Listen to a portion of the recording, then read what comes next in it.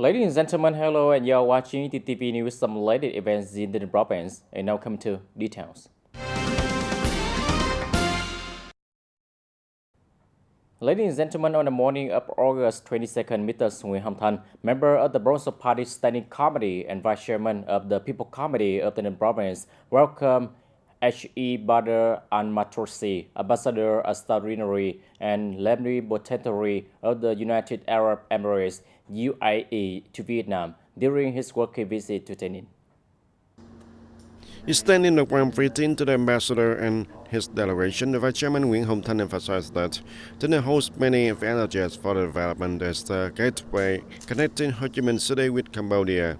The province also boasts a great potential in renewable energy, high-tech agriculture, processing industry, logistics, trade services, as well as cultural and spiritual tourism. He affirmed the province's commitment to creating a safe and transparent investment environment ready to accompany and build a long-term cooperation with businesses from the UAE. Ambassador Badr al-Matrosi expressed his gratitude for the warm reception and spoke highly of TayNinhTV's potential. He noted the province's advantages in logistics, halal agriculture, and cultural tourism, while encouraging the local enterprises to participate in international trade fairs held in the UAE. The meeting concluded in a friendly atmosphere and with the both sides exchanging souvenirs reflecting the goodwill and shared expectations for a practical cooperation in the future. Also, on the morning of August 22nd, a working delegation from the Ministry of Foreign Affairs led by Deputy Minister Nguyễn Minh Hằng held a meeting with People Committee of the province to discuss the implementation of the project, enhancing international cooperation to build and develop Vietnam's highland industry to 2030, and the Politburo Directive on the Mekong separation. Receiving and working with the delegation, there were Mr. Nguyen Hom Thanh, member of the Bronze Party Standing Committee and Vice Chairman of the Bronze People Committee. At the meeting, Mr. Đoàn Minh Lâm, Director of the Department of Foreign Affairs, reported that following administrative restructuring, TayNinhTV has become not only a vital connector among Vietnam's major economic regions, but also a gateway for trade, tourism, and international cooperation between Vietnam and Cambodia. The growing investment climate has been continuously improved, highly appreciated by investors, and ranked among the top 10 most attractive localities for major enterprises in 2024. In 2025, TayNinhTV economic scale is projected to exceed 352 trillion Vietnam dong, placing it in the nation's top 10, with an estimated economic growth rate of 9.3% and a structural shift in line with development orientations. Today, TayNinhTV has signed and established official cooperative relations with 60 international localities, primarily in Southeast Asia and Northeast Asia. Cooperation focuses on investment, trade, education, healthcare, culture, labor, and public administration. Notably, 83 enterprises are engaged in import productivity with the United Arab Emirates, with two-way trade exceeding 82 million USD. At the meeting, Vice Chairman Nguyễn Hom Thanh proposed that central authorities soon initiate negotiation with Cambodia on establishing border management regulation, border management rules, and bilateral mechanism. This, he stressed, would facilitate more effective border and checkpoint management, contribute to socio-economic development, particularly cross-border trade, and help build the peaceful, stable, and prosperous border region. Acknowledging TayNinhTV recommendation, Deputy Minister Nguyễn Minh Hằng called on the province to continue strengthening cultural diplomacy, trade and tourism promotion in the coming time, further improve the investment environment, and celebrate local economic growth.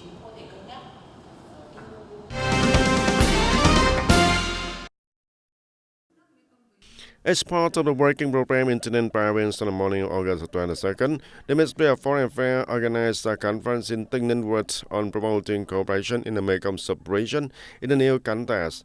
Attending the conference, there were Deputy Minister of Foreign Affairs Nguyễn Minh Hằng, Mr. Nguyễn Hom Thanh, member of Provincial Party Standing Committee, and Vice Chairman of People's Committee of TayNinhTV province, along with the leaders of departments and sectors from the Mekong Delta provinces. The conference aimed to enhance local awareness of the Mekong's region's strategic importance and to provide a platform for discussion on emerging challenges and opportunities also, such as climate change, water security, infrastructure development, and the role of logistic hubs.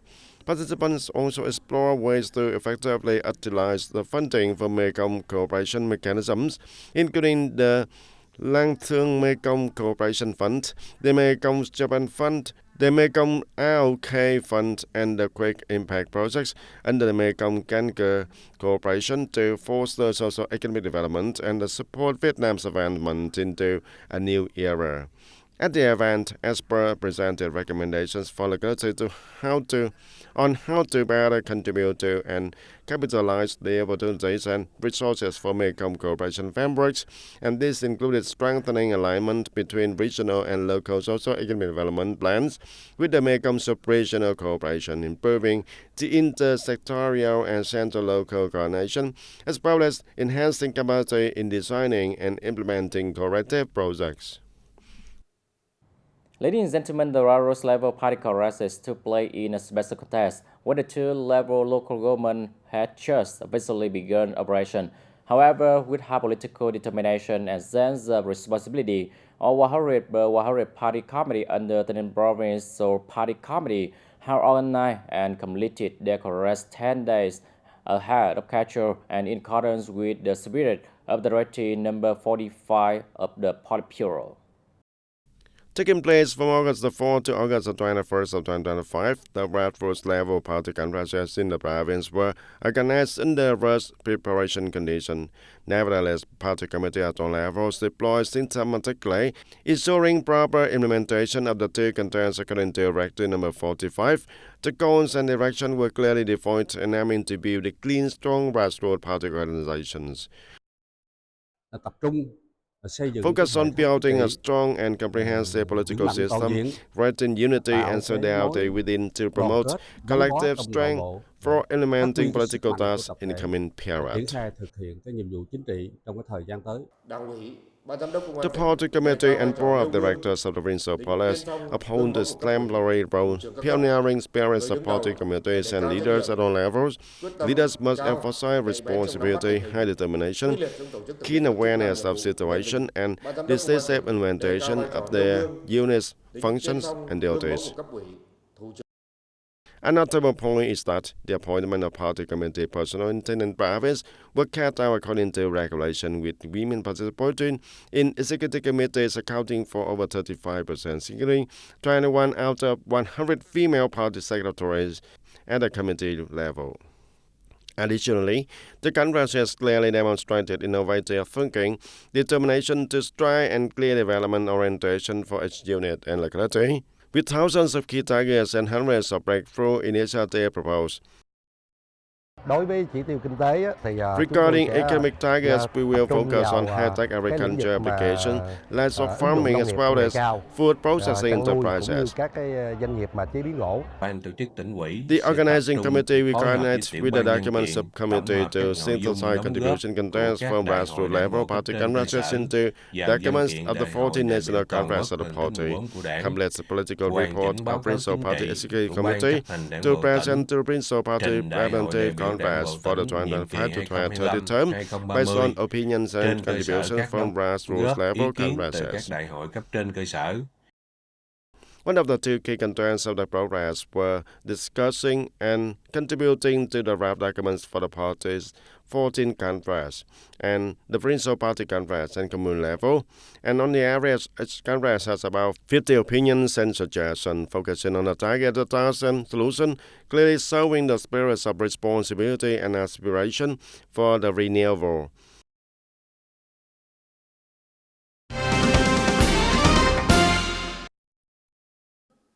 Also, the morning of August 22nd, Deputy Minister of Foreign Affairs Women attended and delivered a keynote speech at a Highland training workshop for officers of provincial departments, sector, and enterprise in the Mekong Delta region. Deputy Minister Women emphasized that the government has issued strong directive to develop the Highland industry. Vietnam has many advantages to participate in this market, particularly in agriculture and seafood. Export of seafood to the Middle East and Africa are experiencing strong role, opening opportunity to diversify markets, especially as new trade barriers are being imposed by the United States and Europe. Since that, the global halal market is projected to reach 10 trillion USD by 2028. The demand for halal products is expanding beyond food to include commodities, pharmaceuticals, fashion, tourism, finance, and logistics. Vietnam regards halal development as a strategic direction, contributing to economic security and supply chain resilience. Currently, the Ministry of Foreign Affairs has developed a project to promote international cooperation on halal, the first of its kind in Vietnam. Meanwhile, the Ministry of Science and Technology is establishing a national halal certification center aimed at improving policy framework and supporting enterprises. At the training session, participants heard from the Vietnam Academy of Social Science present and analyzed the potential and the international cooperation opportunity in halal development. Specialists from the Center for Conformity Certification, Ministry of Science and Technology also introduced standard certification processes and key considerations for enterprises in the halal sector.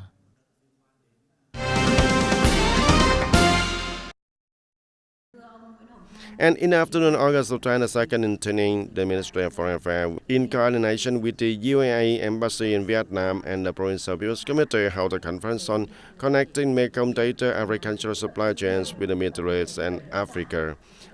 Vice Chairman of TayNinhTV Provincial People's Committee, Nguyễn Hồng Thanh, said the event creates important opportunity for the local agricultural products to reach new markets. And currently, TayNinhTV has nearly 37,500 businesses, including 48 trading with the UAE, and with turnover at $82 million US in the first 7 months of 2005. The Deputy Minister of Foreign Affairs, Nguyễn Minh Hằng, affirmed that the UAE as a global logistics hub is a gateway for Vietnamese goods to enter Middle Eastern and African markets, and especially after the two countries approached tied into a comprehensive partnership. UAE Ambassador Bader Ahmad Tusi praised Vietnam's dynamic growth and said UAE corporations are ready to support Mekong Delta farm produce in reaching the global market. He also invited Vietnam to join the Abu Dhabi Development Week of 2005, noting the global halal food industry could surpass $6 trillion by 2033.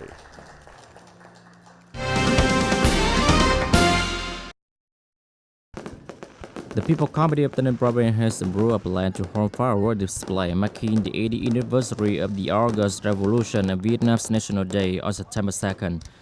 The display will take place on the evening of September 2nd in Long An War and Tân Ninh War, with 120 low-rate fireworks launched at each side over 50 minutes, funding of about 480 million Vietnam dong. Both sides will be mobilized from social contribution. The Brussels Military Command will oversee reparation, transportation, storage, and the firing process, while the Brussels Police will ensure security order and fire safety. The event is expected to create a joyful atmosphere among the public, fostering unity and national pride on this important occasion. On the evening of August 21st, Baden-Sweden Hanoi hosted the general rehearsal for military and civilian parade force in preparation for the ceremony commemorating the 80th anniversary of the successful August Revolution and the National Day of the Socialist Republic of Vietnam. After more than 3 months of training and 4 general rehearsal at National Military Training Center 4, this marked the first time the organizing committee conducted a general rehearsal at Baden Square with relatively full participation of all forces. Individuals' movement continue to be refined to ensure the most beautiful and uniform formation. The Sunday I have watched many training scenes of all life and witnessing in here in person. I feel very proud, happy and moved. Thank you very much to the party and government for creating conditions for people to watch. Thank you to all armed forces and comrades in the parade units who have prepared for a long time to have just a brilliantly successful rehearsal today. The military and police parade involves the participation of nearly 16,000 officers and soldiers along with the military weapon and equipment system. Notably, there are many modern product rehearsal and manufactures by Vietnam defense industry, all massed in rhythm, demonstrating the mobility, strength, and high combat readiness capability of the Vietnam People Army. This is the first time in 40 years in 1985 that large-scale artillery vehicle, weapon, and equipment units have participated in the parade at Biden Square.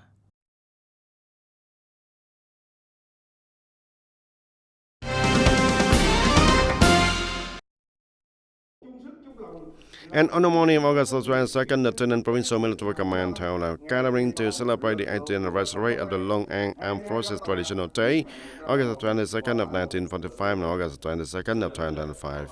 The event was attended by Senior Lieutenant General Trần Đơn, former member of Party Central Committee and former Deputy Minister of National Defense, Major General Trần Vinh Ngọc, Secretary of the Party Committee and Political Commissioner of Military Region 7, and Lieutenant General Đỗ Văn Bảnh, Political Commissioner of National Defense Academy. From TayNinhTV Province, the Deputy Secretary Provincial Party Committee and Head of National Assembly Delegation Phạm Hùng Thái was present. The gathering revealed 80 years of building, fighting, and growth of the Long An Armed Forces. Upholding this tradition, TayNinh's armed forces have fulfilled their military and defense duties, built a strong on people national defense posture, and consistently led the election movement of Military Region 7, and earning many high honors from the party in the state. In his remark, the Major General Trần Vinh Ngọc stressed the need for TayNinh's armed forces to further enhance operational efficiency, strengthen defense planning, improve military advisory capacity, and expand defense diplomacy in a new context. On this occasion, the TayNinh's armed forces received a commendation letter from the Minister of National Defense.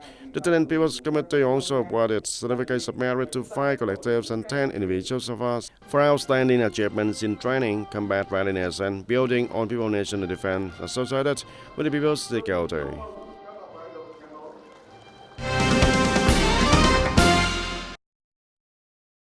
Across TayNinh Province, school construction and renovation projects are being celebrated to be ready for the new academic year.